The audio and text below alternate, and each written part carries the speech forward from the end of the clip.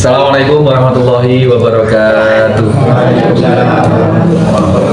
Innal hamdalillah nahmaduhu wa nasta'inuhu wa nastaghfiruh wa na'udzu billahi min sururi anfusina wa min sayyiati a'malina. May yahdihillahu fala mudhillalah wa may yudlil fala hadiyalah. Asyhadu an la ilaha illallah wahdahu la syarikalah.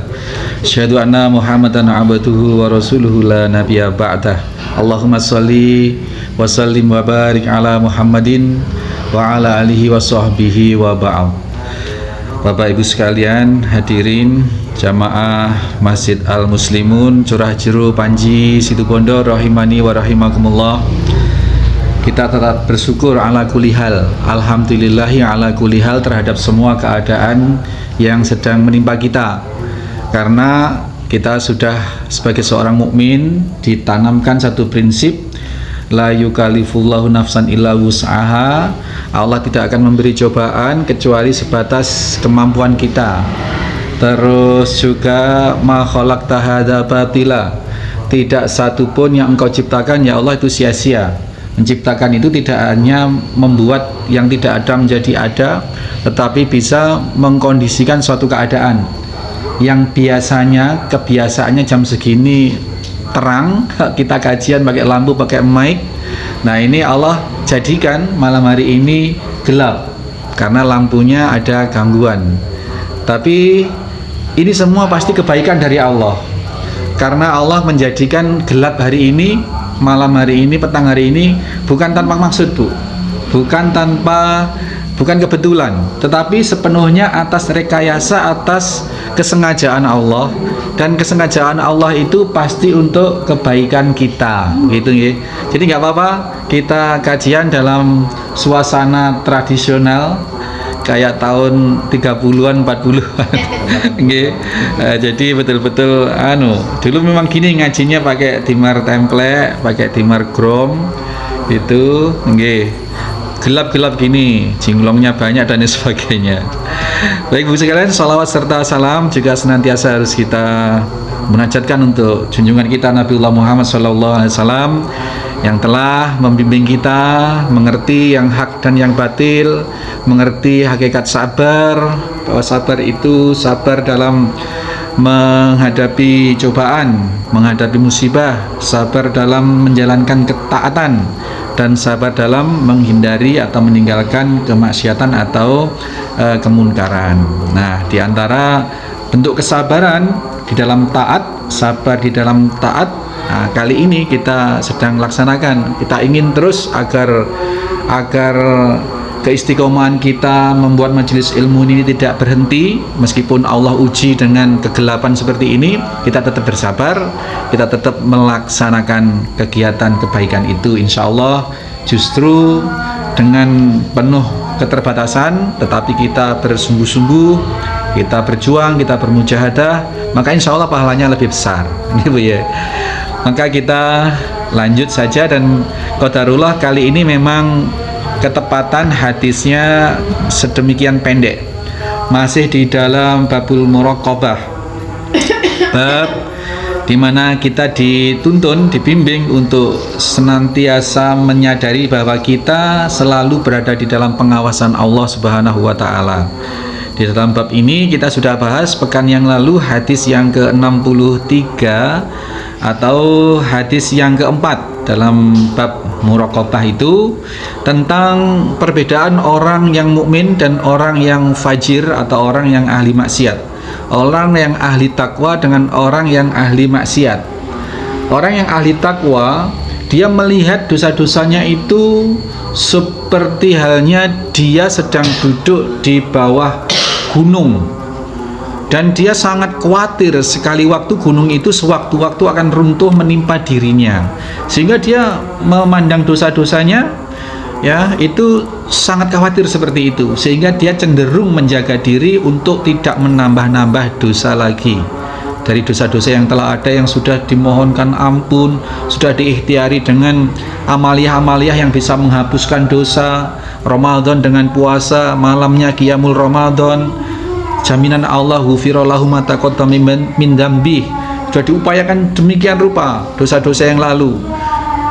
Karena dia sangat takut sekali kalau dia meninggal dalam keadaan dosa-dosa itu masih ada, seperti halnya dia khawatir sewaktu-waktu bukit atau gunung yang dia duduk di bawahnya itu runtuh, sehingga jangankan dia membuat dosa baru begitu, dosa-dosa lama saja sudah cukup menyiksa dia. Ini bagi orang-orang yang ahli takwa. Adapun orang-orang yang ahli maksiat, dia melihat dosa-dosanya itu kayak lalat saja yang melintas di hidung, remeh saja. Dan itulah orang-orang ahli maksiat, sehingga boro-boro dia mau berhenti dari dosanya gitu. Terhadap dosa-dosa yang telah lalu saja dia tidak menyesal, dia tidak merasa berbahaya gitu.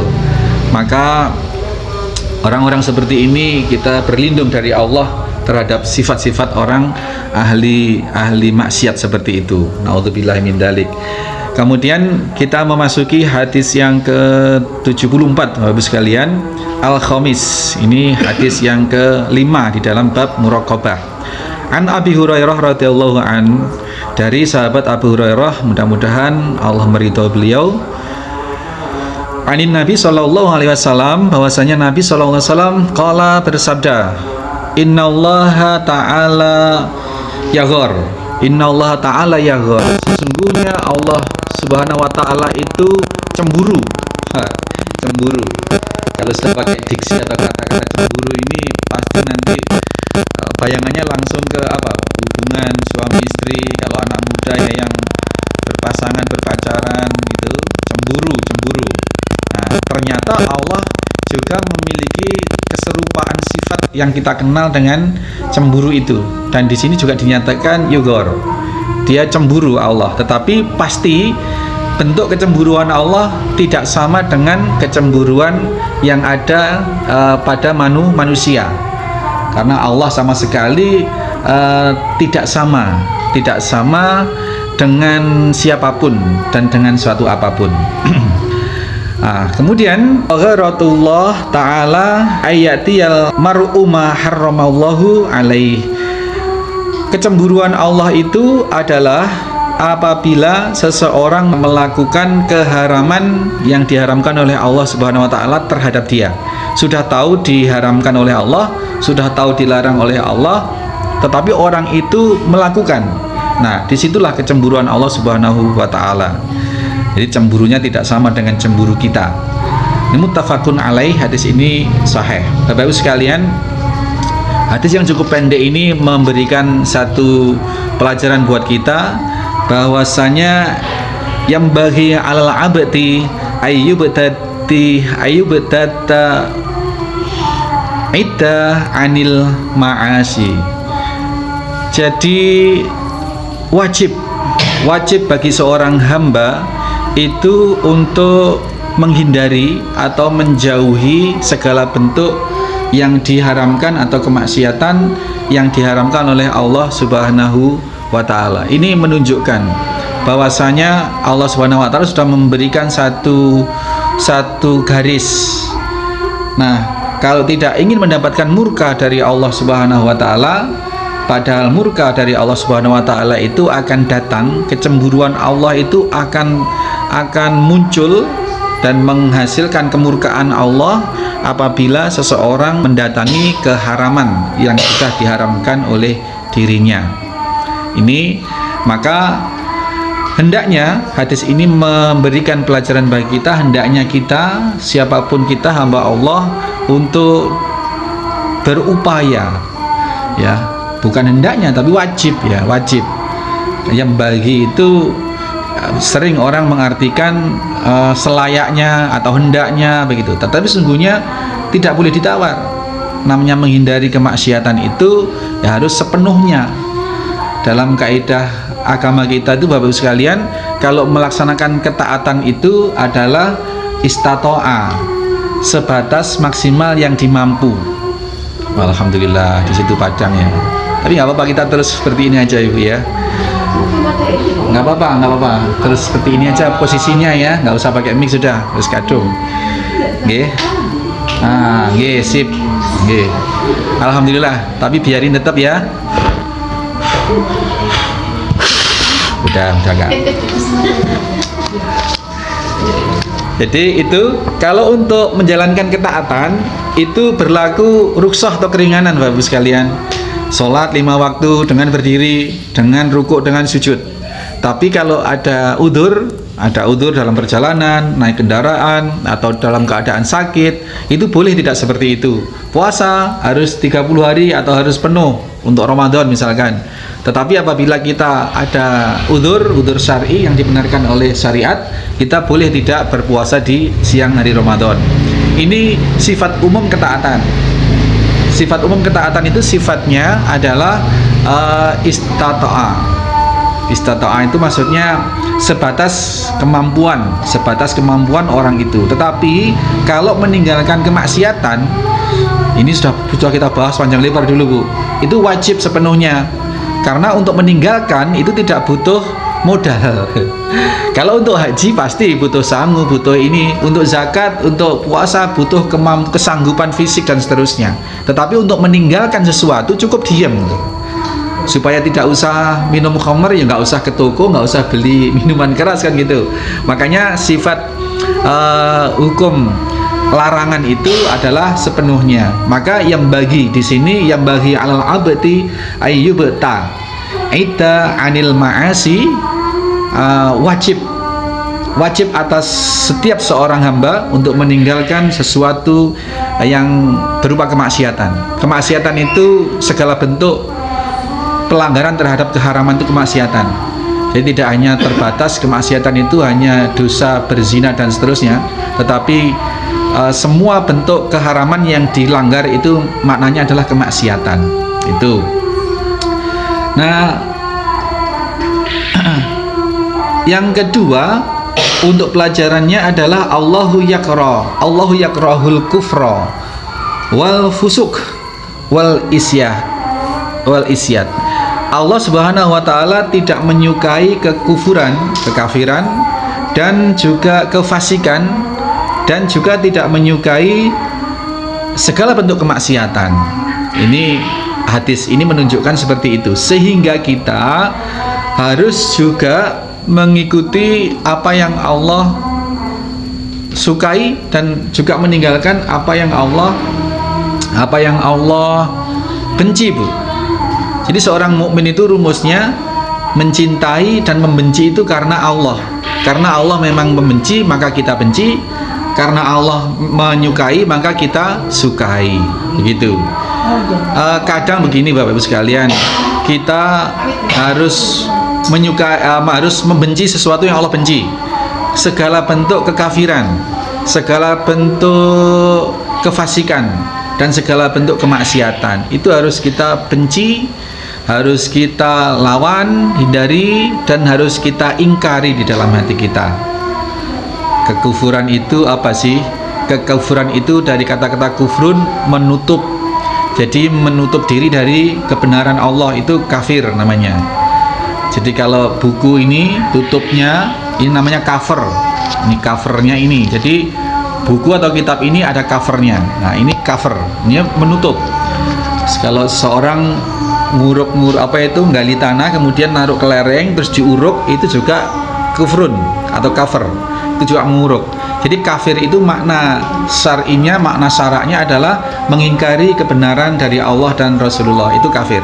Disuruh beriman, disuruh bersyahadat, bersaksi bahwasanya tidak ada Tuhan selain Allah, tidak ada ilah selain Allah, tidak ada ajaran yang boleh diikuti kecuali ajarannya Rasulullah, itu tidak mau. Dia menutup diri. Maka orang yang tidak bersyahadat, tidak menyatakan asyhadu alla ilaha illallah wa asyhadu anna muhammadar rasulullah, itu maknanya adalah kafir. Nah kita berbangsa dan bernegara yang heterogen ini kemudian dihalus-haluskan jadi non muslim. Non muslim ya padahal ya kafir itu loh. Kalau non muslim itu sesungguhnya lebih kejam, Bu. Kata-kata non muslim. Kalau kafir ini kan hanya kita menjuluki orang atau menamakan bahwa dia masih tidak menerima, masih menutup diri, hanya itu.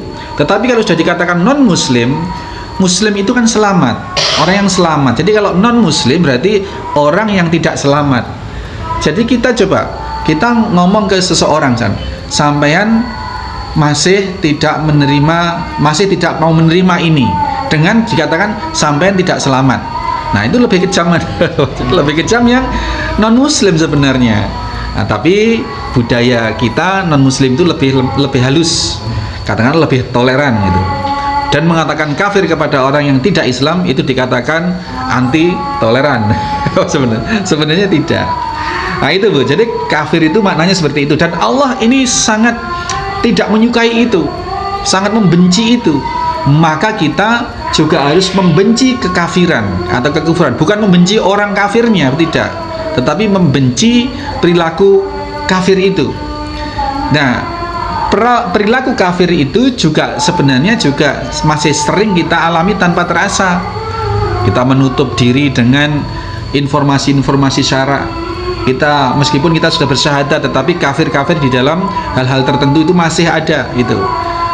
Dikatakan kalau wanita muslimah itu harus menutup aurat. Aurat itu maknanya adalah tidak hanya kulit yang terbuka tetapi juga bentuk. Misalkan seperti itu. Nah, kemudian ada orang yang mengingkari itu, muslimah tapi mengingkari itu. Yang penting kan tertutup, timbang tidak tertutup. Seperti itu. Ya sudahlah, yang penting meskipun ketat, meskipun bentuk, yang penting kan sudah tertutup. Nah, ada orang yang masih berargumen seperti itu. Nah, itulah sifat kekufuran atau sifat kekafiran. Tetapi bukan orangnya yang kafir itu, tapi sifat-sifat kekufurannya seperti itu. Itu harus kita hindari. Harus kita tidak sukai dengan sifat-sifat seperti itu. Kemudian fasik, fusuk itu kefasikan. Fasik itu orang Islam, orang yang tidak kafir, orang Islam tetapi melakukan perbuatan-perbuatan dosa. Itu fasik. Sudah tahu bahwa itu dosa tetapi dilakukan, maka dia fasik. Allah benci sekali dengan seperti ini, dan maka kita harus juga membenci yang Allah benci. Dan isyad itu kemaksiatan, segala bentuk larangan Allah itu apabila terlanggar maka disitulah terjadi kemaksiatan.